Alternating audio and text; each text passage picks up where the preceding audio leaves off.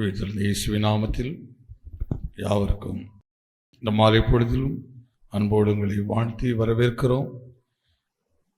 இந்த நாளிலும் தியானத்துக்காக எடுத்துள்ள வேத பகுதி 1 தீமோத்தேயு புத்தகம் 4ஆம் அதிகாரம் 1 சில வசனங்களை.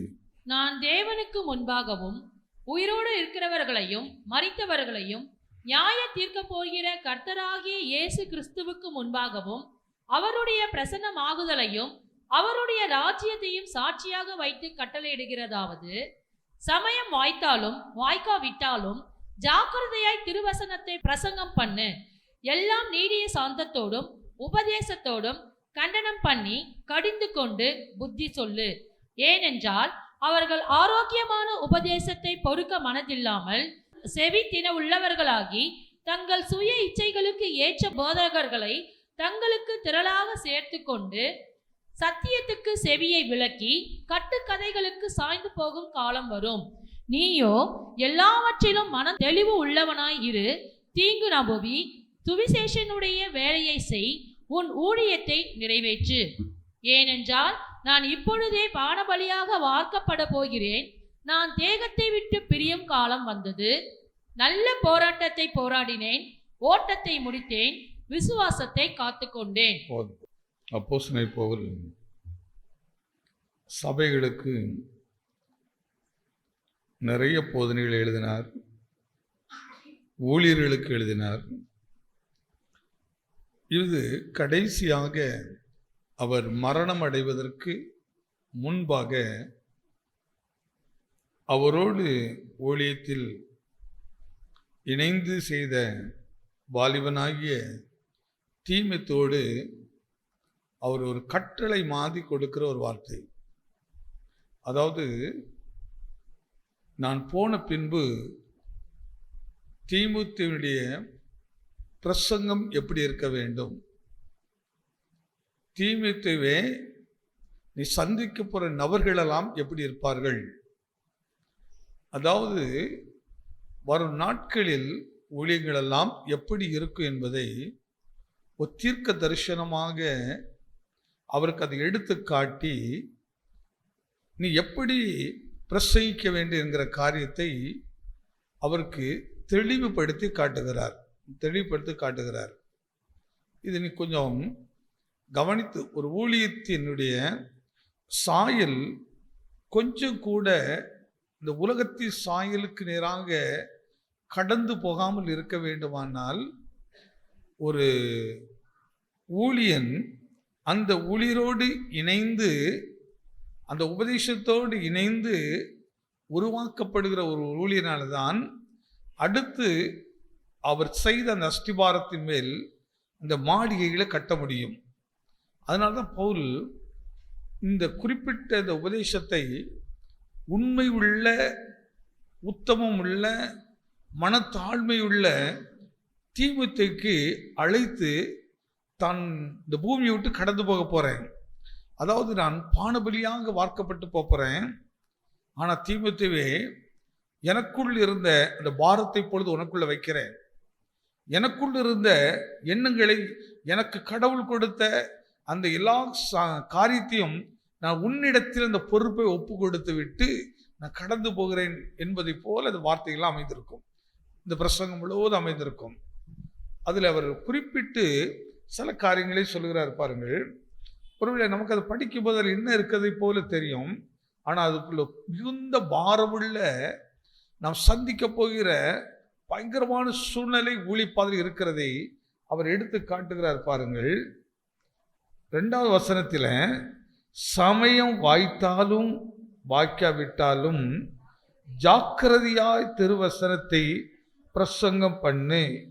எல்லா நீடிய சாந்தத்தோடும் உபதேசத்தோடும் கண்டனம் பண்ணி கடிந்து கொண்டு புத்தி சொல்.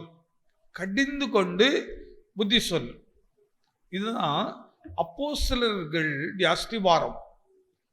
புதிய ஏற்பாட்டினுடைய சபையானது அப்போஸ்தலருடைய அஸ்திபாரத்தில் தான் கட்டப்படுது.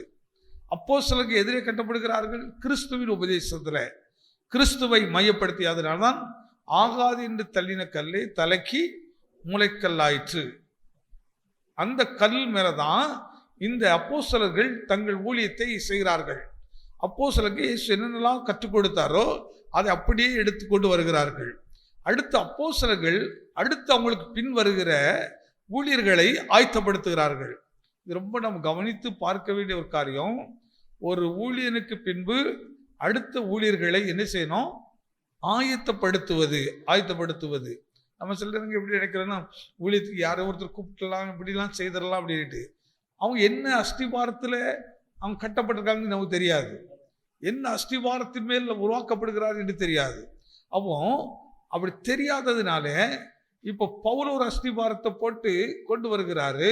ஆனால் இன்னொருத்தர் இன்னொரு அஸ்திபாரத்தை அவருடைய மனதிற்கதை போட்டு அவர்களுக்கு அவள் விரும்புகிறதை செய்கிறார்கள். ஆனால் தான் கலாத்தியர் பட்டணத்தில் இருக்கிற சபையை அவ்வளவு பிரயாசப்பட்டு உருவாக்கிக்கிட்டு வருவார். ரட்சிப்பை குறித்து, மனம் திரும்புதலை குறித்து எல்லா பிரசங்கித்தை அவள் உருவாக்கிட்டே வருவார். திடீர்னு பார்த்தா பழையபடி எல்லாம் பழைய இடத்துக்கு போயிடுவாங்க. நியாயப்பிரமாணத்துக்கு வேறாக திரும்பிடுவாங்க. அந்த திரும்ப அது பார்க்கும்போது அவருக்கு மன வேதனையாக இருக்கும். நான் உங்களுக்காக திரும்பவும் கற்ப வேதனைப்படுகிறேன். அப்போ ஒரு விசுவாசியை மனம் திரும்பி உருவாக்குறதுக்கு சாதாரண விஷயம் இல்லை. ஒரு குயவனுடைய கையில களிமண் மாதிரி அவன் உட்கார்ந்து அவனுக்கு உபதேசத்தை பண்ணி சுவாபங்கள் எல்லாம் மாற்றுவது. கிறிஸ்தவம் என்பது வெளி தோற்றத்தை மாற்றத்தை அல்ல, ஆனால் உள்ளான மனுஷனுக்குள்ள இந்த மாற்றத்தை, உள்ளான சுவாபங்களிலே மாற்றதை. அதுதான் சொல்கிறாரு, நீ பொறுமை உனக்கு தேவை அப்படிங்கிறாரு. அப்போ உபதேசம் பண்ணுகிறவர்களுக்கு மிகுந்த பொறுமை தேவைப்படுகிறது. ஏன்னா நீ ஒரு பக்கத்தில் உபதேசம் பண்ணிட்டு வருவான், அவன் அடுத்த பக்கத்தில் இன்னொன்று செய்துட்டு வருவான். இப்போ நமக்கு என்ன வரும்? கொஞ்சம் கோபம் வருமா நிறைய வருமா? டீச்சர்ஸுக்கு தான் தெரியாது. அப்படியே கோபம் வரும். என்னடா இவ்வளவு பிரயாசப்பட்டு இப்படி சொல்லிட்டு வர்ற, நீ அடுத்து இப்படி வந்துட்டு இருக்கிறியடா, எப்படி இருக்கிறியான்ட்டு ஒவ்வொரு நாளும் அப்படி கோபம். ஆனாலும் அந்த கோபத்தை வெளிப்படுத்தாதபடிக்கு சாந்தத்தை, அமைதலை, பொறுமையை அதனால தான் ஊழியக்காரங்களுக்கு எருவ மாட்டு தோல் தான் இருக்கணும். அப்படிதானே? எருவ மாட்டு தோல் தான் அவங்களுக்கு இருக்கணும். அப்படி இருந்தாதான் பொறுமைகள் வரும். அல்லன்னா ரொம்ப சென்சிட்டிவான ஆளெல்லாம் ஊழியத்தை செய்ய முடியாது. தொட்ட உடனே கோபம் வருது, ஏதாவது சொன்ன உடனே கோபம் வருது. அப்போ இப்படிப்பட்டவங்கெல்லாம் இந்த உபதேசத்துக்கு, இந்த ஊழியத்துக்கு ஏற்றவர்கள் அல்ல. இந்த ஊழியங்களுக்கு ஏற்றவர்கள் அல்ல. இந்த ஊழியங்களுக்கு, கிறிஸ்துவின் ஊழியத்துக்கு ஏற்றவர்கள் அல்ல. கிறிஸ்துவ என்ன பேசினாலும் என்ன திட்டினாலும் சகித்து கொண்டே அப்படியே என்ன செய்யறோம்? போனோம். உடனே உணர்ச்சி வசப்படுகிறவர்கள் கிறிஸ்துவின் ஊழியத்துக்கு ஏற்றவர்கள். இயேசுவையும் பேசுகிறார்கள், இவன் பிசாசு பிடித்தவன் என்று சொல்லுவனே. யாரை பார்த்து பிசாசு பிடித்தவர் என்று சொல்கிறார்? இயேசுவின் நாமத்தினால் உன்னை சபிக்கிறேன், நீ அப்படி இல்லை. அவர் சொல்கிறாரு, பச்சை மரத்துக்கு இது செய்வார்களானால் பட்ட மரமாகிய உங்களுக்கு என்னெல்லாம் செய்வார்கள். ஆனா உங்களுக்கு என்னப்பா தேவை? பொறுமை தேவை. அந்த பொறுமை நான் உங்களுக்கு கொடுக்கிறேன். தேவனுடைய பிள்ளைகளுக்கு அந்த பொறுமையான இதை காரியத்தை கொடுக்கிறார். இந்த பொறுமை என்கிற இந்த உபதேசம் ஒவ்வொருக்குள்ள போதிக்கப்படதான் விசுவாசிகள் பொறுமை உள்ள விசுவாசிகளை வளர்வார்கள். பொறுமை உள்ள குணமுள்ள பெண்ணாய், குணமுள்ள ஆண்களாய், குடும்ப தலைவர்களாய் இவர்கள் உருவாக்கப்பட்டுக்கிட்டே இருப்பார்கள். ஒருவேளை நீங்க நினைக்கலாம் ஊழியக்காரர்கள் மட்டும்தான் அப்படின்னு இல்லை. ஒரு ஊழியக்காரனுக்கு அந்த உணர்வை கொடுத்து அந்த ஊழியக்காரர்கள் மூலமாக அப்படிப்பட்ட மனிதர்களை உருவாக்குறது, அப்படிப்பட்ட மனுஷிகளை உருவாக்குவது, மிகுந்த தாழ்மைகளை அவங்களுக்கு. இதெல்லாம் ஈஸியா வருகிற காரியம் இல்லை. நீங்கள் நானும் நினைச்ச உடனே ஒரே சகல் நான் ரொம்ப பொறுமையான ஆளு, நல்ல ஆள் வந்துடாது. அது அடிக்கப்பட்டு கொண்டுதான் இருக்கணும். நமக்கு எதிரான சம்பவம் நடக்கும். ஆனாலும் அப்படி எதிரான நமக்கு பிடிக்காத காரியங்களை செய்யும் போது கூட கோபம் வந்தாலும் உடனடியாக கோபத்திலிருந்து நம்ம வெளியே வந்து உடனே தாழ்மைக்குள்ள போகிறது, பொறுமைக்குள்ள போறது. பரவாயில்ல, இது இப்படிதான் வரும், எனக்கு தெரியும், இப்படிதான் நடக்கும், எனக்கு தெரியும். ஆண்டவரே எனக்கு அதை தாண்டி போக பலன் தாரும். இந்த இடத்துல கூட நான் அதற்காக கடிந்து கொள்ளுதல விட்டுவிடக்கூடாது, புத்தி சொல்லுதலையும் விட்டுவிடக்கூடாது. அதே நேரத்தில் நான் கடிந்து கொள்ளுகிறேன், புத்தி சொல்லுகிறேன் என்று அவர்களை துரத்தி விடவும் கூடாது. இந்த 3 காரியம் நமக்கு தெளிவாக அவசியம் தேவைப்படுது. அவர்கள் ஒரு பக்கத்தில் அரவணைத்து கொண்டே இருக்க வேண்டும், இன்னொரு பக்கத்தில் அவர்கள் கடிந்து கொண்டு இருக்க வேண்டும், இன்னொரு இடத்துல புத்தியும் சொல்லிக் கொண்டிருக்கிறேன். நான் ஏவனை கடிந்து கொண்டு இருக்கிறேன், எதற்காக நான் இதை சொல்கிறேன், கொஞ்சம் புரிந்து கொள், வரும் காலங்கள் எப்படி இருக்கும் தெரியுமா என்று அப்படியே அவங்களுக்கு உபதேசங்களை அவங்களுக்கு அழகாக குழந்தைக்கு பால் ஊட்டுவதை போல அழகா பிஸ்கட் எடுத்து அப்படி பாலில் டிப் பண்ணி அப்படி கொடுத்த இந்த பிள்ளை சாப்பிட்ற மாதிரியும் கொடுக்கணும், அப்படியும் கொடுக்கணும். எது வர அவங்க இந்த பலன் வரும் வரைக்கும், இந்த பலன் வரைக்கும். அதனால தான் சபை ஊழியங்கிறது ஒரு சாதாரண ஊழியமே கிடையாது. இது பெரிய பொறுப்புள்ளது. தேவன் விரும்புகிறதை ஜனங்களுக்குள் சொல்லி அந்த தேவ சாயலாய் நம்மளை மாற்றுவது. அதனால தான் பெந்தேகோஸ்தே ஊழியங்கிறது நமக்கு நிறைய வித்தியாசம் இருக்குது. பெந்தேகோஸ்தே ஊழியங்கிறது சாதாரண எழுத்தின்படியாக செய்கிற ஊழியம் கிடையாது. தேவனுடைய மனதில் இருக்கிறதை பிரயாசப்பட்டு உருவாக்குறது. பவுல் ஏன் இந்த வார்த்தை, நான் உங்களுக்காக மீண்டும் கற்ப வேதனை படுகிறேன். ஐயா, நான் உன்னை உருவாக்குறதுக்கு 10 மாசம் பிரயாசப்பட்டப்பா, 10 வருஷம் பிரயாசப்பட்டு உருவாக்கி உன்னை பெற்று எடுத்துட்டேன். எடுத்ததுக்கு பின்பும் நீ பழையபடி இப்படி ஆயிட்டியே அப்படிங்கும் போது நான் இன்னொருத்தர் போன உருவாக்கடை எத்தனை நாட்கள் உனக்காக பிரயாசம் பண்ணணும், எத்தனை நாட்கள் உனக்காக உபவாசம் பண்ணணும், எத்தனை நாட்கள் உனக்காக காத்திரை ஜபிக்க வேண்டிய இருக்கிறோம்.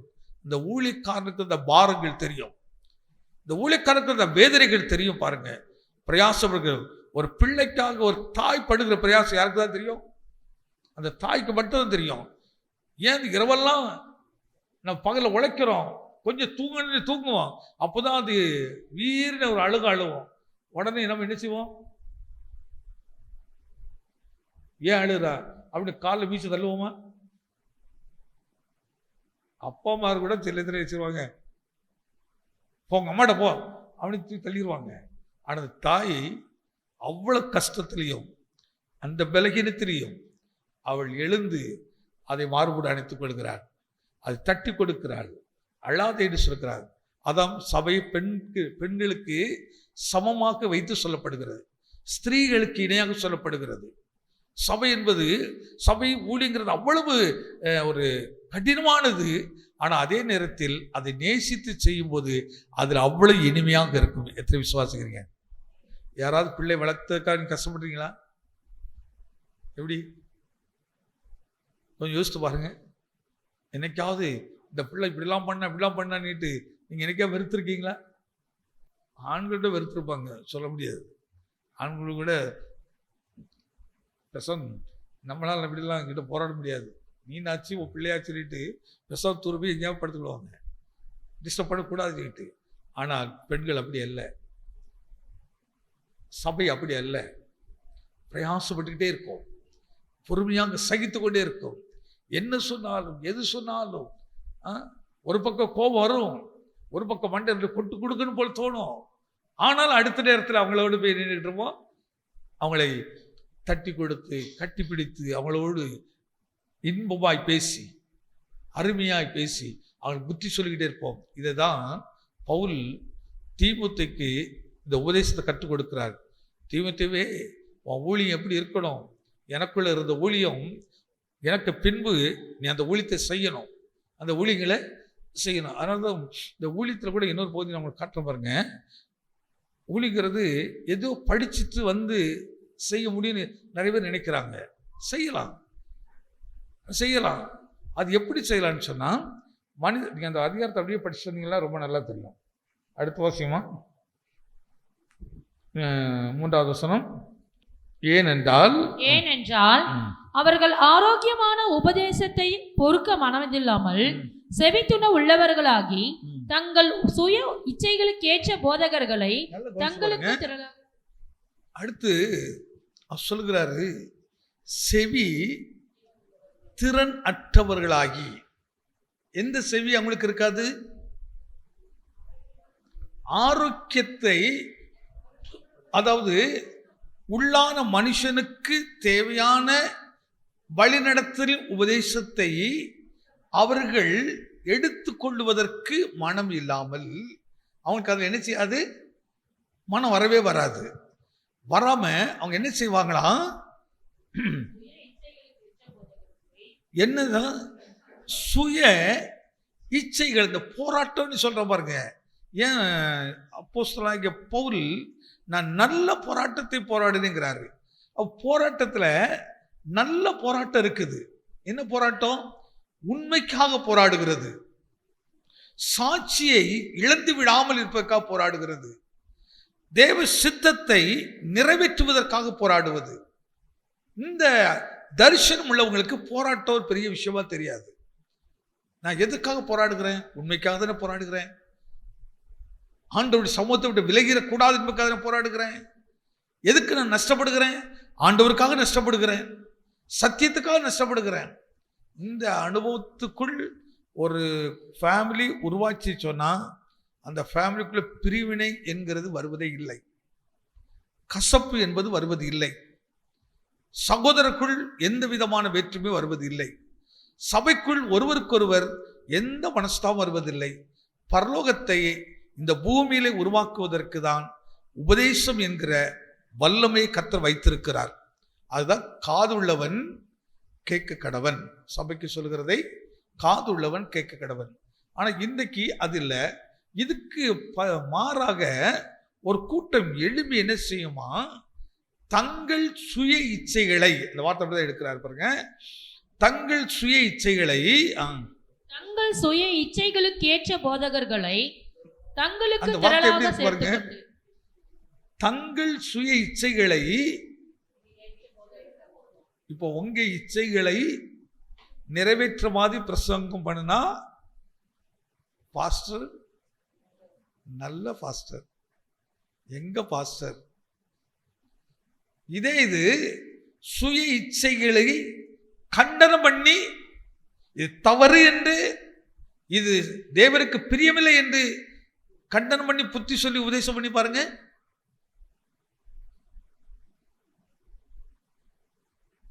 அப்படியே நான் சொல்லலை. அப்போஸ்தலர் பவுல் தன்னுடைய கவனிக்க வேண்டிய தெரியுமா? கடைசி காலம். நம்ம என்னைக்குமே ஒருத்தர் மறைக்கிறதுக்கு முன்னாடி அவங்க என்ன பேசுவாங்கன்னு ரொம்ப கவனிப்போம், அப்படிதானே? என்ன சொல்றாங்க அப்படி என்று ரொம்ப கவனிப்போம். இன்னைக்கு அப்படி எங்கே கவனிக்கிறாங்க? அப்பா அம்மா இறந்து போனால் கூட தெரியாது. ஒரு 3-4 நாள், ஒரு வாரம் மார்ச்சில் வைங்க, வரோம் வந்து எடுச்சுவோம். இன்னைக்கு அப்படி எல்லாரும் அப்படி தற்பி அப்படி சுகப்போகும், அந்த மாதிரி லைஃப் வந்துருச்சுது. இப்படி வருங்கிறதுல ஒன்றும் சந்தேகம் கிடையாது. தங்கள் சுய இச்சையின்படி செய்வது நீதியாக தோன்றும், அது சரியென்றே தோன்றும். சொல்லுகிறவர்களும் ஆலோசனை கொடுக்கிறவர்களும் இது என்ன தவறு இருக்கு என்று தான் சொல்லுவார்கள், தங்கள் மனதுக்கு ஏற்றபடி. அதனால் ஊழியர்கள் என்ன செய்ய ஆரம்பித்து விடுவார்களாம். அது இன்னொரு விஷயத்த சொல்றாரு, திரளாக. அப்போ கண்டனம் பண்ணி நேசித்து புத்தி சொல்லுகிறவர்கள் விரல் விட்டு எண்ணும் அளவுக்கு இருப்பார்கள். ஆனால் மாம்சத்துக்கென்று ஊழியம் செய்கிற ஊழியர்கள் திரளாக இருப்பார்கள். இந்த வார்த்தை அப்படியே மனதில் வச்சுட்டு அதுக்கப்புறம் அப்படி கொஞ்சம் ஆவிக்குரிய கண்ணை திறந்து இந்த உலகத்தை அப்படி பாருங்க. பார்க்கும்போது உங்களுக்கு விளங்கிறோம். எப்படி விளங்குன்னு சொன்னா, உங்களுக்கு யாராவது உங்களை கொஞ்சம் கண்டனம் பண்ணி யாராவது பேசியிருந்தா நீங்க அவங்கள என்னெல்லாம் பேசியிருப்பீங்க? என்ன சார் என்னெல்லாம் சொல்லியிருப்பீங்க?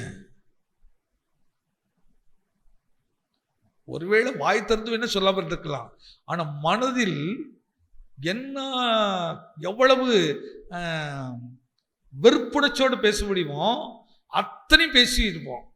ஆனா இதை கர்த்தர் கவனிப்பார், இதை கர்த்தர் நினைச்சுவாரு கவனிப்பார். நம்ம நினைக்கிறோம் சில நேரங்கள் சில விஷயம்லாம் நம்ம வெளியே நிறைய நல்லா தோத்திரம்லாம் போட்டு நல்லா பேசுவோம். ஆனா உள்ளத்துல இந்த ஆள் இன்னும் எப்போ பாரு எதை பாரு இதே சொல்லிக்கிட்டு இருக்கிறாரு. பவுலுக்கு தான் எழுதுறாரு.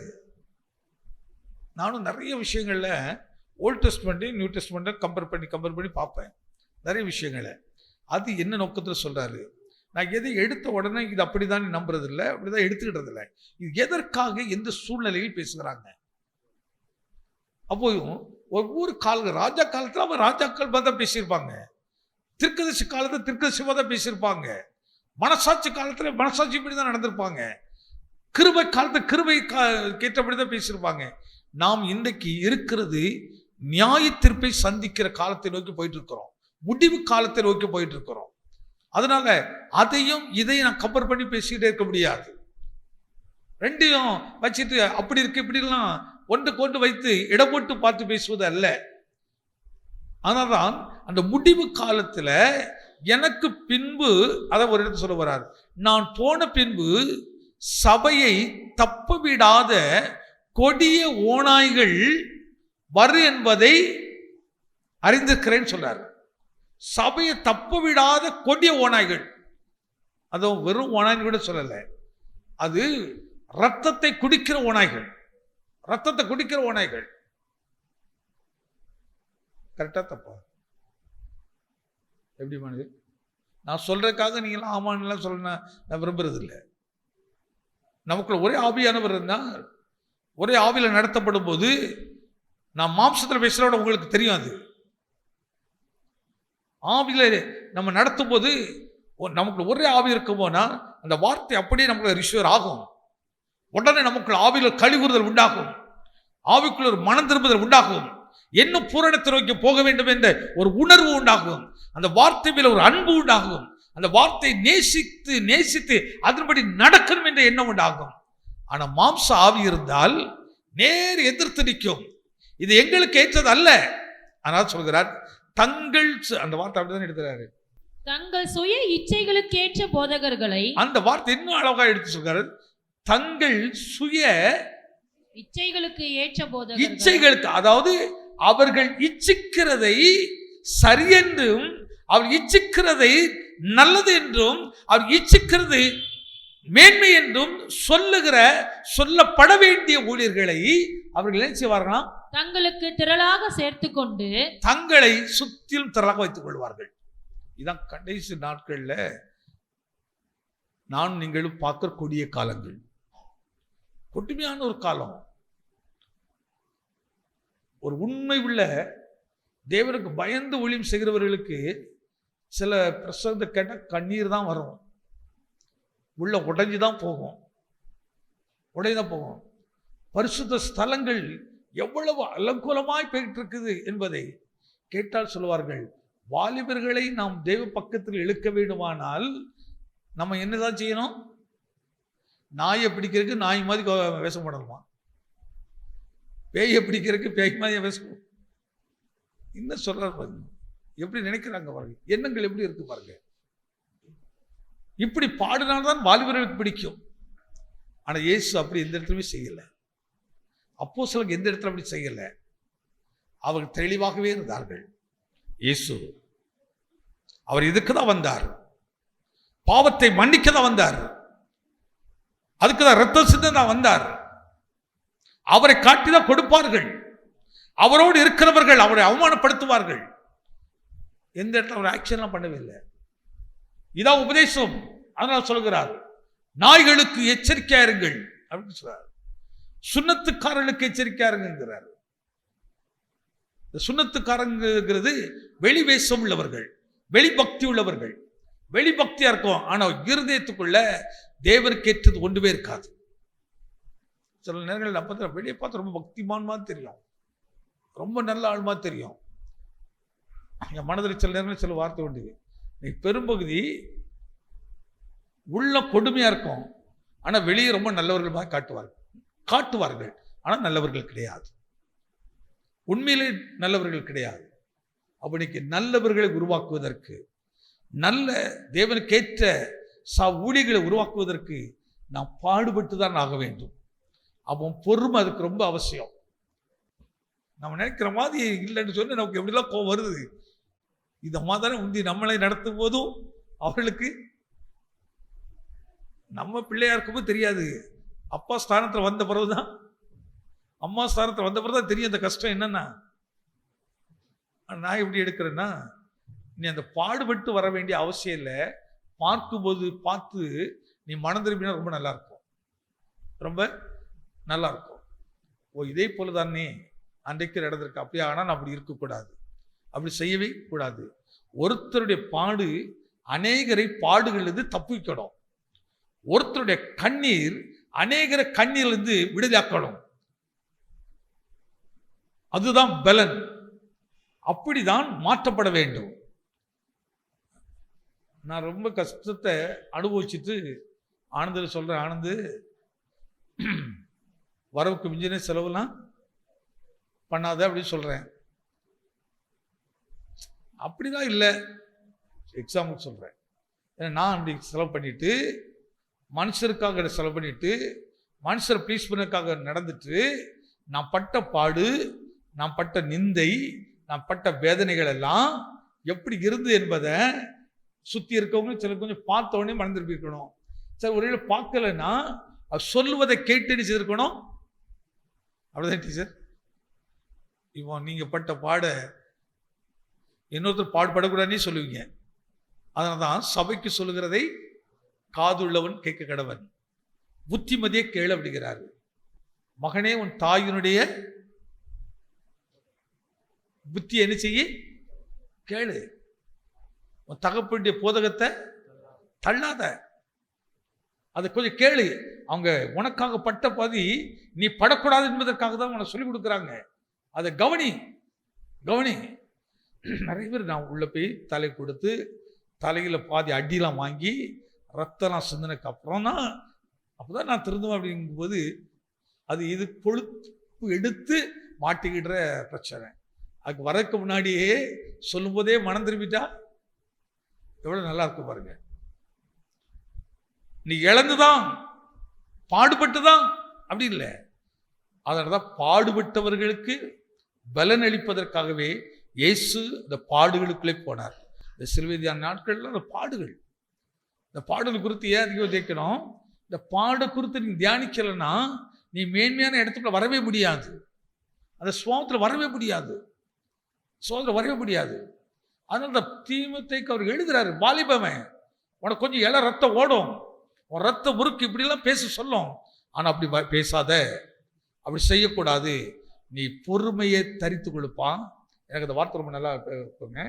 அவசரத்தை பாருங்க, 2ஆம் வசனத்தில் சமயம் வாய்த்தாலும் வாய்க்காவிட்டாலும் ஜாக்கிரதையாய் திருவசனத்தை பிரசங்கம் பண்ணு, எல்லா நீடிய எப்படி சொல்றாரு, அந்த சும்மா அப்படி சாந்தன்னு கூட சொல்லல, நீடிய சாந்தம்.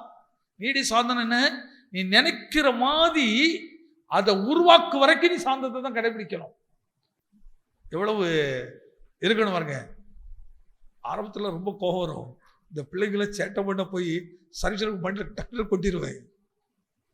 வண்ணார்பேட்டை சர்ச்சில் சீமியெல்லாம் கொண்டு வாங்கியிருக்கான். அவன் அப்படி டக் டக்குன்னுட்டு நான் உள்ள வந்தேன்னு பிள்ளைங்க அப்படி சைலண்ட் ஆயிடுவாங்க, அப்படி ஆயிடுவாங்க.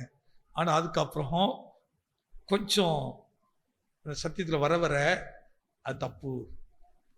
இப்போ அதனால தான் இவங்கெல்லாம் தப்பிட்டே இருக்காங்க. அவன் மண்டை வீங்கிறோம். ஜாஸ்தியாக எப்படி கொண்டு வாங்கிறான், அவளை சேட்டையும் பட மாட்டான், ஆனால் மற்றபடி சேட்டை படம் இங்கே தான் கொண்டு வாங்குவாங்க, அப்படி இருக்கும். ஆனால் இது அதுக்கப்புறம் விளங்குது, ஒரு காலத்தை நம்மளும் இப்படி தானே பண்ணி இருந்திருப்போம்.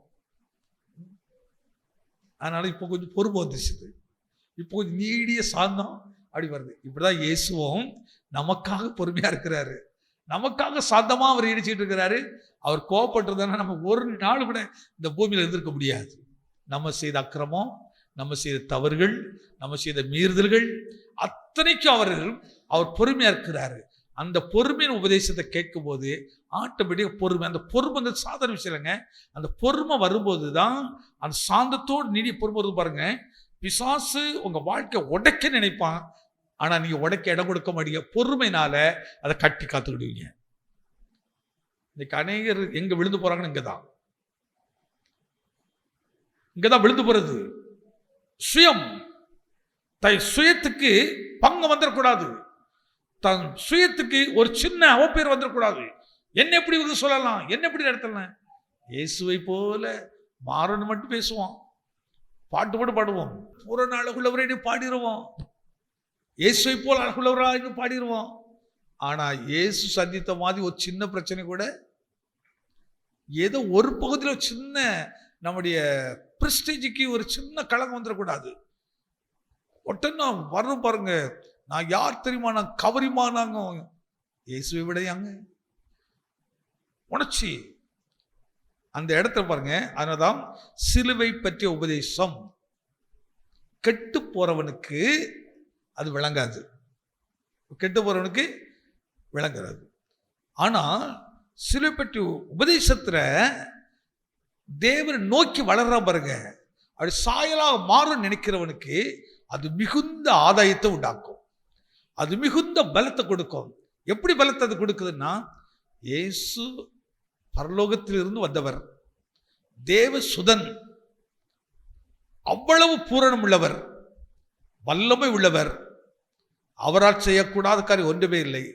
ஆனால் சாதாரண ஒரு மனிதன் அவரை நெருக்கடி கொடுக்கும் போது கூட, அவர் கஷ்டத்தை கொடுக்கும் போது கூட அவர் என்ன செய்யல, எந்த இடத்துல உணர்ச்சி வசப்பட்டதில்லை, டென்ஷன் ஆகலை, ரொம்ப சாந்தமாக. எனக்கு அவருடைய சில மூமெண்ட் அப்படியே கவனிச்சு பாருங்களேன். பாவிகளும் துரோகிகளுமா இருக்கிற மனுஷர்கள், இந்த கூட்டங்கள்லாம் வந்துட்டு இவனே பயங்கர துரோகி, இவனே பெரிய பாவி, இவன் ஒரு பெண்ணை பிடிச்சிட்டு வந்து நின்றுட்டு பைபிள் எப்படி எழுதியிருக்கியா, பைபிள் எப்படி சொல்லியிருக்கியா, இந்த தப்பான ஆளு எல்லாத்துக்கும் வசனம் தான் எடுத்து காட்டும். பார்த்துக்கிடுங்க, எல்லாத்துக்கும் எதுதான் எடுத்து காட்டுவாங்க, வசனத்துக்கு. நல்ல ஆட்கள் அப்படி சொல்றது இல்லை, தேவனுக்கு பயப்படாம முடியாது எடுத்துல சொல்றதில்ல, உடனே வசனத்தை எடுத்தா காட்டுவாங்க. அந்த வசனத்தை மோசையின் பிரமாணம் இப்படி சொல்லியிருக்கியா அப்படின்ட்டு. ஆனால் இயேசு கொஞ்சம் கவனித்து பாருங்களேன், எங்கேயாவது அவர் உடனே டென்ஷன் ஆனாரா? அமைதலாய் பொறுமையாய். இதை பேசும்போதே நம்மளை உள்ள குத்துது. நமக்கு அந்த பொறுமை இருக்குதா? நான் என்னதான் பார்த்து கேட்குறேன், ராஜனே உனக்குள்ள அந்த பொறுமை இருக்குதா? இப்படி 4 பேர் சூழ்ந்துன்னு பேசுகிறவனுக்கு எப்படி இருக்கும், எப்படிலாம் இருக்கும். ஆண்டவர் இப்படி நினைக்கும் போது 4 பேர் உனக்காக ஆயத்தப்படுத்துவார். 4 பேர் போய் டார்கெட் பண்ணி வேலை செய்கிற இடத்துல நீ ஒரு கேள்வி கேளு. அப்படி கேட்கும்போது எப்படி இருக்கும் சுதா? எப்படி இருக்கும்? நமக்கு யதார்த்தம் தானே பேசுவோம். நம்ம என்ன நினைப்போம்?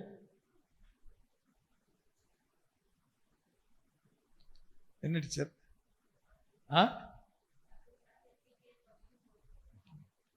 எல்லாருக்கும் முன்னாடி என்ன எப்படி நீங்க பேசலாமா? ஆனா அதே இடத்துல அந்த சிலுவை கொஞ்சம் முன்னாடி வந்து வச்சு பாருங்க. ஏசப்பாவே, அவரே இந்த பாடுகள் பரவாயில்ல, என்னோட தப்பு தான் நான் மாத்திக்கிடுறேன், நீங்க சொல்லுங்க அப்படின்னு நீங்க 2 திருப்பி பாருங்களேன். எந்த இடத்துல நிந்திக்கப்படுறீங்களோ அதே இடத்துல தேவன் நம்ம உயர்ந்த இடத்துக்கு கொண்டு வந்துருவாரு. எத்தனை நம்புறீங்க? அதை அதே இடத்துல நீங்க சிறுமைக்கு இடம் கொடுத்து பாருங்க, நிந்தைக்கு இடம் கொடுத்து பாருங்க. அதாவது தவறு செய்தல்ல, நீங்க செய்யாமல் நீங்க உண்மையாய் வாழும்போது, உங்களை ஒருவர் குற்றப்படுத்தும் போது கூட இந்த நீடிய சாந்தம், இதுதான் இளம் ஊழியனாகிய தீமோத்தேயுவுக்கு கற்றுக் கொடுக்கிற. காலத்தில் இப்படி நடக்கும், நீ இப்படிலாம் சந்திக்க வேண்டிய இருக்கும். ஆனா உனக்கு நான் புத்தி சொல்றேன், உனக்கு புத்தி சொல்றது என்னன்னு சொன்னா, நீ நீடி சாந்தமா இருக்கணும், நீ பொறுமையா இருக்கணும். உடனே நினைச்சிடாத, எனக்கு எல்லாம் தெரியும் பேசிடாத. பொதுவாகவே நல்ல விஷயம் தெரிஞ்சவங்க பாருங்க அமைதியில் தான் இருப்பாங்க. நீங்க நல்லா கவனிச்சு பாருங்க. ஆனா அறகுறையா தெரிஞ்சவங்க உடனே நினைச்சுவாங்க, அவங்க 2 பேரும் பேசியிருப்பாங்க, ஆனா இவன் போய் பதில் சொல்லிட்டு இருப்பான், சம்பந்தமே இல்லாம பதில் சொல்லிட்டு இருப்பான். ஆனா நல்ல விஷயம் தெரிந்தவர்கள் பாருங்க, அவர்கள் நம்ம இடத்த கேட்டால் அதுவும் தேவனுக்கு சித்தமானால் பதில் சொல்லுவோம், அல்லன்னா அப்படியே சிரிச்சுக்கிட்டு அப்படியான்னு போயிட்டே இருப்போம், பேச மாட்டோம். ஆனா எப்பவும் டக்குனு வாய் திறக்கிறதுலாம் கிட்டத்தட்ட எப்படி சொன்னா, அந்த விஷயத்தை பற்றியே ஒன்று தெரியாத ஆட்கள், தெரிந்தவன் என்ன செய்ய சொன்னா அவன் அமைதியில் தான் இருப்பான். எனக்கு ஒரு சகோதரன் தெரியும், என்ன செய்வார்னா, இப்போ இம்மான கீபோர்டு வாசிட்டு இருக்காருங்க, வாசிட்டே இருப்பாரு. அங்கே 2 பேரும் ஏதோ ஒரு விஷயம் பேசுவான், ஆனால் கீபோர்டு வாசிக்க போயிட்டு அங்கே போயிட்டு அது அப்படி இல்லைங்க, அது இப்படிப்பான். இவனுக்கு என்னன்னே முழுவ தெரியாது, ஏதோ ஒன்றை கேட்டுட்டு இவர் போய் பதில் சொல்லுவார். ஒருத்தர் பேசுறாரு, அதில் ஒரு ஆள் அமைதியில் பார்த்துட்டு அப்புறம் அவர் கூப்பிட்டாரு, தம்பி உன் வேலை என்ன வேலை? நீ அதை மட்டும் தானப்பா செய்யணும். ஓட்ட வந்து யாராவது கேட்டாங்களா? கேட்கல. ஆனால் நீயா என் வாலின்றா வந்து இங்கே வந்து பேசுறியா? என்ன பேசுற உனக்கு தெரியுமா? அது ஏதோ ஒரு விஷயத்தை மட்டும் கேட்டு பேசிட்டு இருக்கிறா. இப்போ அவமானமா இருந்தது. இந்த அவமானத்துக்கு காரணம் யாரு? யார் காரணம்? அவனே அவன் சுயத்தில் செய்ததுனால, ஒன்னை சரியா விளங்கிக் கொள்ளாததுனால. தெரிஞ்சா கூட சந்தர்ப்பம் நமக்கு வரலன்னா அமைதியாக காத்திருக்கணும். ஆனால் பாருங்க, அவர் ஏற்ற வேளையில் உங்களை உயர்த்துவரை அவருடைய பலத்த கரத்துக்குள்ள என்ன செய்யுங்க? அடங்கிருங்க. நீ அடங்கியிருக்க நீ கெட்டு போக மாட்டான். அதனால சொல்லுகிறார், கர்த்தருக்கு காத்திருக்கிறவர்கள் புது பலன் அடைந்து. உன்னை காத்திருக்க வச்சிருக்காருன்னா உன்னை வல்லமை எடுத்து செய்ய நினைக்கிறாரு. அது கூட ப்ரிப்பேர் ஆகிட்டே இருக்கிறாரு, உன் சுவாவங்களை மாற்றுவதற்கு, குணத்தை மாற்றுவதற்கு. அதுதானே மாறணுமா மாறண்டாமா? அப்ப நான் மாறினதான் அடுத்து என் பிள்ளைகளுக்கு நான் சொல்லிக் கொடுக்க முடியும், என் குடும்பத்துக்கு நான் சொல்லிக் கொடுக்க முடியும். நீடிய பொறுமையா இருக்கப்பா, சாந்தமா இருக்கப்பா. என்ன வர காலம் கொடுமையான காலம், உன்னை அப்படியே டார்கெட் பண்ணுவாங்க. அந்த இடத்துல சாந்தமா இருங்க. அழகா அந்த பவுல் அந்த உபதேசத்தை நீ கவனிச்சு நல்ல வீட்டில் உட்காந்து அந்த ஒரே அதிகாரத்தை நீ திரும்ப திரும்ப அப்படியே படிங்க. அப்படி ஃபேமிலியாக உட்காந்து பேசுங்க. உடனே ஒரு பிள்ளை 4 பேர் கண்ணா உடனே, அம்மா நீங்கள் இவ்வளோ சொல்றீங்க, நீங்கள் கூட இப்படி பண்ணீங்களா அப்படின்னு டென்ஷன் இருக்கான். ஆமாப்பா நான் அப்படி பண்ணினேன், இப்போ தான் இதை படிக்கும் போதே தெரியுது அப்படின்ட்டு. உடனே நீங்கள் சொல்லலாம், மகனே நீ இப்படி பண்ண பத்தியா பாரு இப்படி சொல்றாரு. இப்படி ஒருவருக்கு வசனத்தை தியானிக்கும் போது புத்தி சொல்ல உங்க வீடு அப்படி கிரீடமாக மாறிவிடும். சபை கிரீடமாக. எனக்கு இதான் ஆசை. ஒரு பெரிய கூட்டத்தை எனக்கு ஆசை இல்லை. ஆனா ஒரு குவாலிட்டியானதை உருவாக்கணும். அப்படி சாட்சியான ஒரு குரூப்பை உருவாக்கணும். பார்க்கறவும் சொல்லணும். சென்ட் ஜான் சர்ச் விசுவாசிகள் தெளிவுள்ளவர்கள். யார் வீண் வார்த்தை பேசவே மாட்டார்கள், வீண் வார்த்தைகளை பேசவே மாட்டார்கள். ரொம்ப தெளிவாக இருப்பார்கள், ஞானம் உள்ளவர்களாக இருப்பார்கள், ஜாக்கிரதை உள்ளவர்களாக இருப்பார்கள், பாரம் உள்ளவர்களாக இருப்பார்கள், அழகான ஆலோசனை கொடுக்கிறவர்களாக இருப்பார்கள். இந்த அனுபவத்தில் வந்து பாருங்களேன், இந்த தேன் கூட்டுக்குள் அநேக தேனீச்சிகள் தானாகவே இந்த இடத்துல கர்த்தர் கொண்டு வருவார். எத்தனை விசுவாசிக்கிறீங்க? இவ்வளவுதானா? ஆமே. இதுதான் கர்த்தருடைய சித்தம், இதான் கர்த்தர். இப்போ ஒரு எறும்பு வரணும்னா நம்ம எறும்பை பிடிச்சு வரணும். எப்படி வருது? ஒரு இனிப்பு ஒரு இடத்துல இருந்துச்சுன்னா தானாகவே என்ன செய்யறது? அந்த இடத்துக்கு வந்துடுறது. அப்போ அதனால தான் ஆண்டவர் சொல்கிறார், நம்ம இந்த பூமியில கர்த்தர் நம்ம அப்படிதான் வச்சிருக்கிறாரு. அந்த தெருவில் நம்மளை சாட்சிகளாக வச்சிருக்கிறாரு. அதுக்கு உடனே வருவதில்லை. பொறுமை, நீடி, சாந்தம், அப்படிதான் தீமத்தை உருவாக்குறாரு பாருங்க. சொல்லிட்டு 3வது வசனம். ஏனென்றால் அவர்கள் ஆரோக்கியமான உபதேசத்தை பொறுக்க மனதில்லாமல் செவித்துணு உள்ளவர்களாகி தங்கள் சுய இச்சைகளுக்கேற்ற போதகர்களை தங்களுக்கு திரளாக சேர்த்து கொண்டு. எனக்கு இந்த வார்த்தை எப்படி இது தெரியல. தங்கள்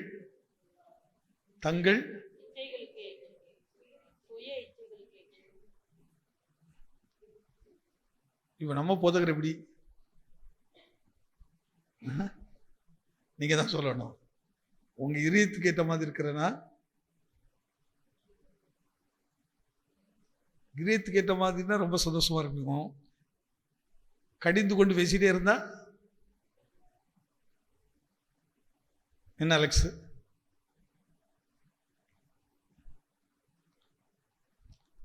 நமக்கு எது இதயத்து நம்ம எப்படி கரெக்ட் நினைக்கிறது தெரியுமா? நான் நினைக்கிற மாதிரி எனக்கு சொன்னவங்க நல்லவங்க நினைப்போம்.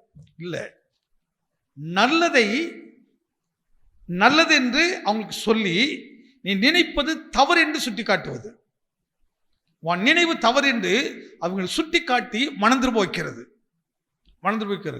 நீங்க இதெல்லாம் பண்ணி பாருங்க, எப்படி மாற்றங்கள் வருதுன்னு பாருங்க. ஒரு பெரிய விடுதலை வரும். எவ்வளவு நமக்கு வேண்டியவங்களா இருந்தாலும் சரி, தவறான காரியங்களுக்கு ஒரு நாள் உடந்தையா போகக்கூடாது.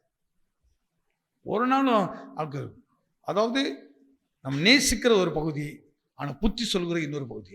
அந்த புத்தி சொல்லும் போது அதை நாம் கரெக்டாக சொல்லி ஆகணும். அல்லனா யாரா மாறிடும், திரளான ஊழியக்காரர்கள் நம்மள ஒரு ஊழியக்காரன் மாறிடும்.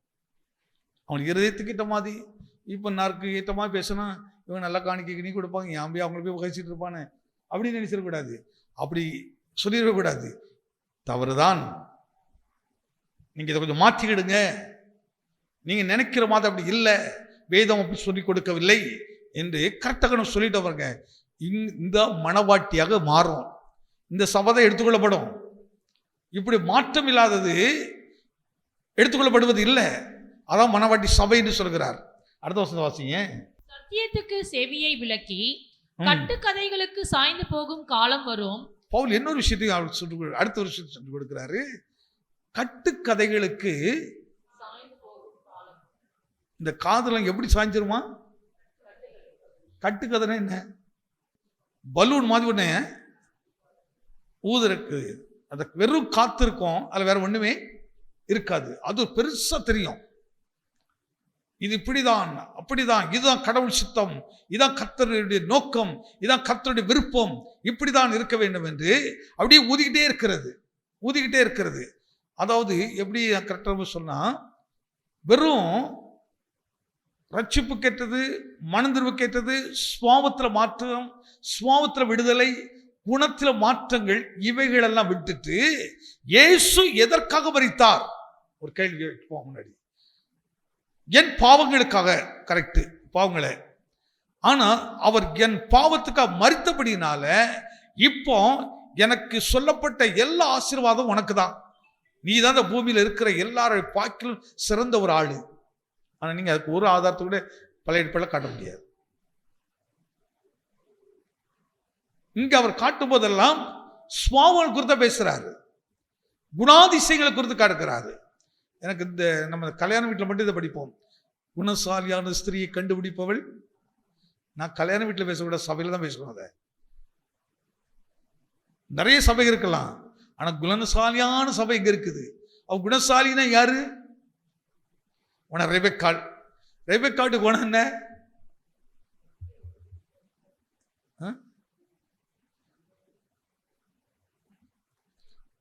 இதெல்லாம் கொஞ்சம் யோசித்து பாருங்க. குணசாலியான ஸ்திரின்னு ஒண்ணு ஏதோ 2 வார்த்தை அப்படி சொல்லிட்டு போயிடுவான். ஆனா கொஞ்சம் ஆழ்ந்து கவனித்தால் அவருடைய சுவாமங்களை கொஞ்சம் கவனிச்சு பாருங்க. கஷ்டத்தை கஷ்டம் என்று எண்ணாமல் கஷ்டப்பட்டு மற்றவர்களை மகிழ்ச்சியாக்குவது. எதை நம்புறீங்க? இந்த சுவாமத்துல நம்ம வீட்டுக்கு ஒரு மருமக வந்தா எப்படி இருக்கும்? அப்ப இந்த ரெபெக்காள் அப்படின்னு சொல்லும்போது நம்ம ஒண்ணு தண்ணியை கொடுத்தா இது பண்ணிருக்கணும். ஆனா அதுக்குள்ள அவங்களுக்கு பாருங்க எவ்வளவு கஷ்டம்தான். உள்ள இறங்கி தண்ணீர் எடுத்து ஒட்டங்களுக்கு கொடுக்கணும், எல்லாத்துக்கும் கொடுக்கணும், சாதாரணம் இல்லை, கஷ்டம். ஆனா அந்த கஷ்டத்தை அவள் கஷ்டமா எண்ணாதபடிக்கு ரெபெக்காவுடைய இருதயம் தேவனால் ஆயத்தப்படுத்தப்பட்டிருந்துச்சு. அவள் ஒரு வீட்டுக்கு மகிழ்ச்சியை கொடுக்கும்படியாக, ஒரு வீட்டுக்கு சந்தோஷத்தை கொடுக்கும்படியாக. அவ ஒருத்தருக்கு பாருங்க, சந்தோஷத்தை கொடுக்கிற இடத்துல இருக்கிறவங்க பாடவே நினைக்க மாட்டாங்க. ஆனா எல்லாரும் என்ன சந்தோஷப்படுத்த நினைக்கிறவங்க ஒரு சின்ன பாடம் கூட தாங்க மாட்டாங்க. இதான் உண்மை. ஒரு சின்ன கஷ்டம் யாரும் தாங்க மாட்டாங்க. செஞ்சால் சர்ச்சை அப்படிதான் இருக்கணும். சபையானது அப்படி பலப்படணும். இதுதான் பவுலுடைய பாரம். கட்டு கதைகளுக்கெல்லாம் செவி கொடுக்கிற காலம் வருப்பான். அதுக்கு நீ நினைச்சதாத செவி கொடுத்துறாத, நீ அதை பார்த்து நினைச்சதாத, மயங்கிறாத. நம்ம சபையிலாம் மயங்குவீங்க. திடீர்னு யாருக்கும் துவச்சிடுறாங்க, ஏசு அங்க வந்திருக்கிறாரா அப்படின்னோடனே ரொம்ப கஷ்டம் ஓடுவீங்க.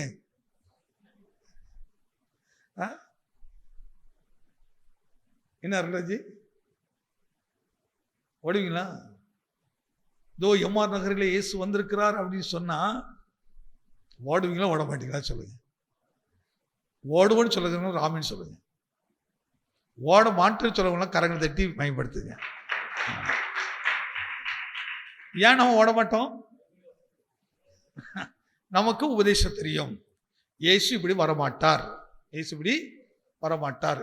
இது ஏன் சொல்றாருன்னா, கட்டுக்கதை எப்படி உண்டாகும்னு சொன்னா, அற்புதங்களையும் அடையாளங்களையும் ஆங்காங்கே சொல்லி அல்லது வெளிப்படுத்தி காட்டி அங்க என்ன செய்வாங்கன்னா திரளான ஜனங்களை வஞ்சிக்கும். செவி கொடுக்கிற காலம் வரும். தெரிந்து கொள்ளப்பட்டவங்கள வருவாங்க, ஓடுவாங்க. என்னடா இங்க போன கொஞ்சம் நல்லா இருக்குமோ, இதான் கரெக்டாக இருக்குமோ, கொஞ்சம் ஓடி பார்த்துடலாமா அப்படின்னு கொஞ்சம் கொஞ்சமாக அப்படி ஒரு எண்ணம் வந்துடும். ஆனால் உபதேசம் தெளிவாக இருக்கிறவர்களுக்கு தெரியும் அது ஒரு மாய வித்தை, அது ஒரு மாய வித்தை. எனக்குள்ள நம்ம இன்னைக்கு நைட் ப்ரேயர் நல்லா சாட்சி கொடுத்தாங்க. நம்ம இதான் ஒரு ஊழியக்காரருக்கு சந்தோஷம். இங்கே வந்து வசனத்தை நான் கேட்ட பின்பு என் சுவாபங்கள் மாறிச்சு சொன்னாங்க, என் குணங்கள்லாம் மாறிச்சுது அப்படின்னாங்க. மாறிக்கிட்டே இருக்குது. அதே இது இன்னொன்று யாரும் கூட சொன்னாங்க, 2-3 சொன்னாங்க, எனக்கு தலைவலி குணமாச்சு. இது பெரிய சாட்சியை நான் எடுக்கிறது இல்லை. தலைவலி வந்தால் ஒரு அனாசின் மாத்திரை போட்ட விட போயிடும், அது போட்ட விட போயிடும். அதுக்கு ஒரு பெரிய விஷயம்லாம் கிடையாது. குணம் மாறணும், சுவாபம் மாறிச்சுது. அக்கா அந்த சாட்சி ரொம்ப நல்லா இருந்துச்சு. அந்தாச்சு அவள் சபையை வந்து வசனங்கள் மாற்றுதில்ல, குணத்தை மாற்றலையா என்ன டீச்சர்? ஆமே மாற்றுதான் மாற்றலையம்மா. எவ்வளோ வார்த்தையில் வல்லம் இருக்குது தெரியுமா? வசனத்தில் அவள் ஜீவன் இருக்குது. இதுதான் பவுலுக்கு எழுதுற, பவுல் வந்து தீமோத்தேயுக்கு எழுதுறாரு, நான் போன பின்பு நீ வசனத்தில் ஸ்ட்ராங்காக நிற்கணும், நீ போதிக்கிறதுல கரெக்டாக நிற்கணும்ப்பா. இப்படிலாம் சம்பவம் நடக்கும். கட்டுக்கதைகளுக்கு செவி கொடுத்து அதை பெரிதாக எடுத்து காட்டுவார்கள், பெரியதாக ஊதி காட்டுவார்கள். நீ அதை பார்த்து பயந்துரும் செய்யாத, வஞ்சிக்கப்பட்டு போயிடாத. நீ உன் ட்ராக்ல கரெக்டாக போயிட்டே இரு, நீ அழகா புத்தி சொல்லிட்டே இரு, நீ சாந்தமா போயிட்டே இரு, பொறுமையா போய்கிட்டே இரு. இந்த அனுபவத்தில் வந்தவங்களுக்கு ரொம்ப தெளிவாக என்ன சொல்லணும்னு சொன்னா, இந்த உபதேசத்தின் அடிப்படையில் ஒருத்தர் உருவாக்கப்பட்டான்னா முதல்ல அவனுக்குள்ள இருக்க ஜெயம் தெரியுமா? பணத்தின் மேல் அவனுக்கு ஆசை இருப்பதில்லை. நான் கண்டுபிடிச்ச ஒரு முக்கியமான விஷயம். நான் என்னைக்கு இந்த உபதேசத்தெல்லாம் தியானிக்க ஆரம்பித்து இதன்படி நடக்கிறதற்கு என்னை ஒப்பு கொடுத்தனோம், அன்றையிலிருந்து இன்றைய வரை இந்த பணத்து மேல எனக்கு ஒரு ஆசை வந்ததே இல்லை. நான் சாட்சியாக சொல்றேன், புல்பிட்லன்னு சொல்றேன். இந்த பணத்து மேல எனக்கு ஒரு பெரிய பணம் சம்பாதிக்கணும் வெறி, அது மேல ஒரு ஆசைகள் வந்ததில்லை. சரி, ஆண்டவர் விஷயத்தான் செய்வார், ஆண்டவர் விஷயத்தமாக நடக்கும். ஆனால் அந்த பணத்தை பற்றி யாரும் ரொம்ப பேசணும்னா நான் கொஞ்சம் அதை கண்டுகிட்டது இல்லை, அது பெருசுதான் எனக்கு இல்லை. அதனால இன்னைக்கு கவனித்து பாருங்க, நம்ம சபையில் இத்தனை வருஷத்துல எத்தனை நாள் நம்ம காணிக்கை கொடுத்து பிரச்சனை பண்ணியிருப்போம்? யாராவது சொல்ல முடியுமா? சபையில தான் கேட்கிறேன். ஏன் நம்ம அதை குறித்து பேசுறதே இல்லை? ஏன்னா நமக்கு பணத்தின் மேல ஒரு ஆசை கிடையாது. ஏன்னா பணம் எல்லாத்துக்கும் உதவும் என்பது தெரியும். ஆனால் ஏற்ற வேளையில் எப்போ தேவையோ அந்த தேவையை யார் உறவும் தேவன் செய்ய வல்லவராக இருக்கிறார். ஆமே. கர்த்தர் யாரு கூட செய்வார், அதை கொண்டு எப்படி செய்வார்? அவர் செய்ய நினைத்தது தடைபடாது, அவ்வளவுதான். கர்த்தரோட செய்ய நினைச்சிட்டான்னா அது யாரும் தடைபட முடியாது.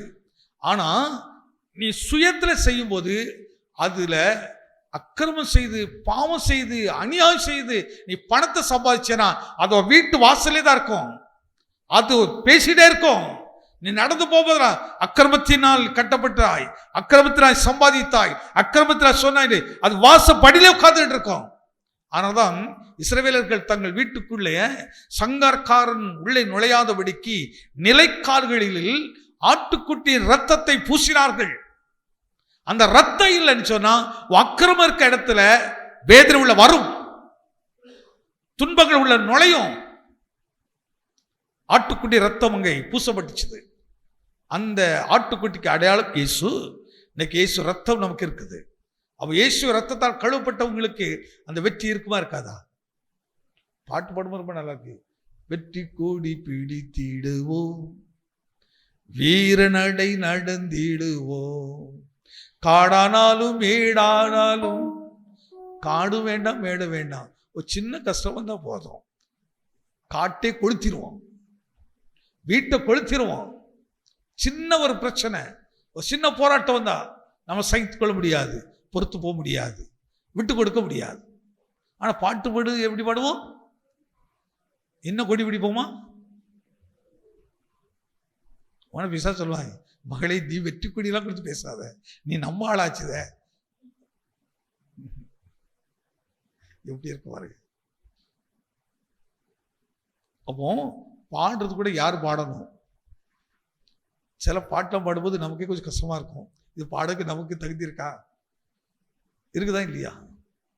மூச்சை பிடிச்சிட்டு பாடிடலாம், ஆனா உள்ளுக்க என்ன இருக்குது? கட்டுக்கதைகளுக்கு செவி கொடுக்கிற காலம் வரும்.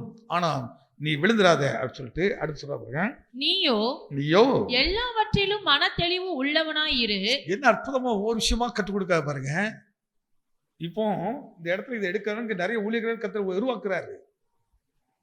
என்ன நீ கூட நாளைக்கு ஒரு ஊழியக்காரியம் வரலாம். ஆமா, ஏன்னா சில இடத்துல ஒன்னதான் பேச கர்த்தர் உருவாக்குவாரு. அந்த தெளிவுக்குள்ள கொண்டு வருவதற்கு நம்ம நினைச்சுங்க, கீதா டீச்சரோட ஊழியக்காரி ஆக்கி அவங்க சகோதரருக்குள்ள கொண்டு போவாரு, அந்த குடும்பத்தை ரட்சிப்பதற்கு. ஆனா கர்த்தர் ஒரு விஷயத்த சொல்றாருன்னா நோக்கெல்லாம் சொல்றது இல்லை, அதை பிரசங்கிக்கிறாருன்னா நோக்கெல்லாம் பேசுறது இல்லை. அவர் கடவுள் ஒரு நோக்கத்தை வைத்திருக்கிறாரு, நோக்கத்தை வச்சிருக்கிறாரு. அவர் எப்படி சொல்ற பாருங்க, நீயோ எல்லாவற்றிலும் மனத்தெளிவு உள்ளவனாயிரு. எல்லாவற்றிலும் மன தெளிவுள்ளவனாயிரு. தீங்கு அனுபவி. எப்படி சொல்றாரு? மன தெளிவுள்ளவனாயிரு. அதே நேரத்தில் என்னத்தை அனுபவி. சில நேரத்தில் அதான் சொல்லுங்க, நம்ம தவறே செய்திருக்க மாட்டோம், கரெக்டாக தான் போவோம். ஆனால் நமக்கு நேராக தான் என்ன வரும்? குற்றச்சாட்டுகள் வரும். அப்போ அந்த தீங்க நான் அனுமதிக்க மாட்டேன்னு சொல்ல முடியாது. ஆண்டவரே இதை கடந்து போறதுக்கு பலன் தாரும்.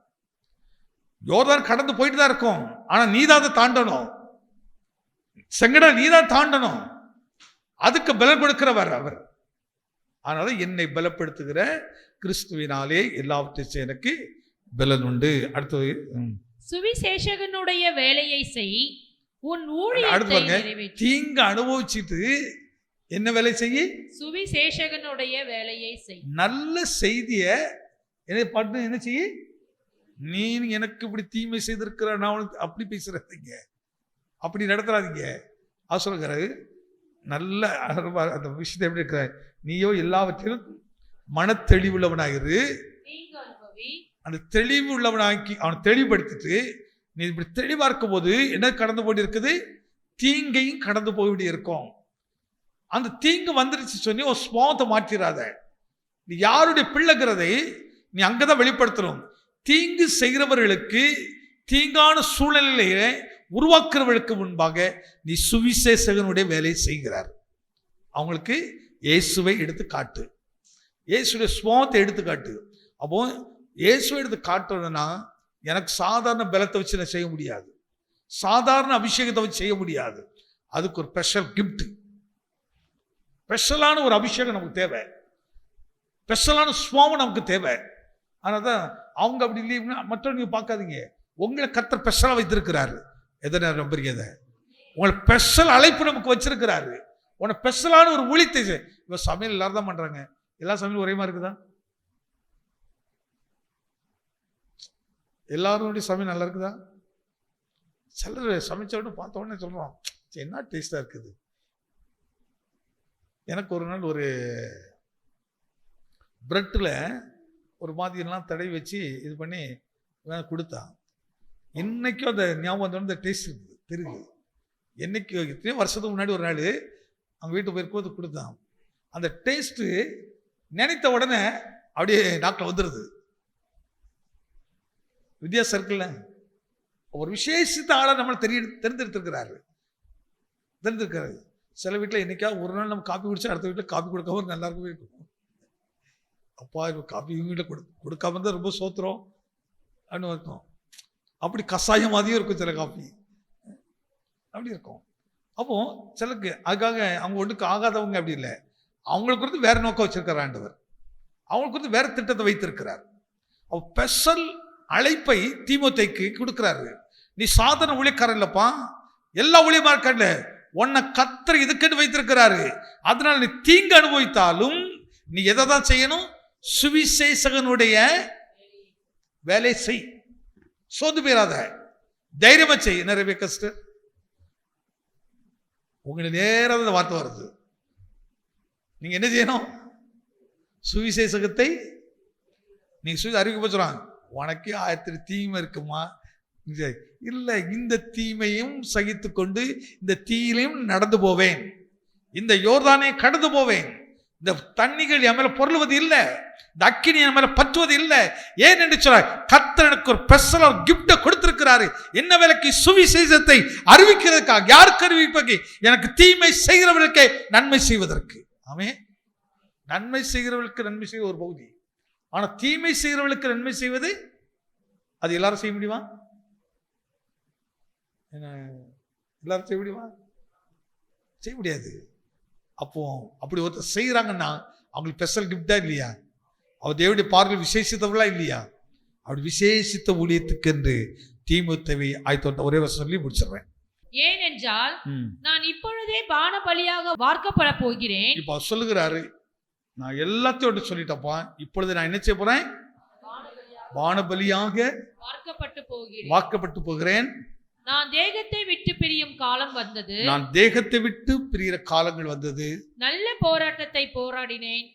இப்ப சொல்றாரு பவுல் தீமோத்தேயுக்கு, நான் சாதாரண போராட்டம் போடலப்பா, நல்ல போராட்டத்தை போராடுகிறேன். அதாவது இந்த உலகத்தையும் உலகத்தினுடைய எல்லா வல்லமைகளையும் ஜெயித்திருக்கிறேன். நீ அதை போல ஜெயிக்கணும். அதனாலதான் பாருங்க, வேதத்துல எல்லா அப்போஸ்தலரை பார்க்கிலும் பவுலை தான் விசேஷ கிஃப்டை கொடுத்து கர்த்தர் பயன்படுத்தினார்.